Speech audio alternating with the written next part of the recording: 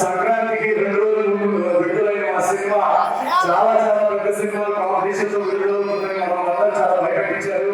ఈ సినిమా వినబడుతుందా కనబడుతుందా అని చాలా మంది అడిగారు. మాకు కూడా దానికి ఆ జవాబు దానికి ఏంటి ఆన్సర్ అనేది మాకు తెలియలేదు. కానీ 2 రోజుల్లోనే సంక్రాంతి బ్లాక్ బస్టర్ పెట్టారు మా సినిమాని. Thank you so much. మీరు చూపించిన రెస్పాన్స్ ఎలా ఉందంటే రాజుగారికి వెళ్ళి 7 తరాలంటూ 7 తరాలు గుర్తుండిపోతుంది. మీరు ఇంత ప్రేమ చూపించారంటే మీ ప్రేమలో నేను చాలా దూరంగా వెళ్ళాను.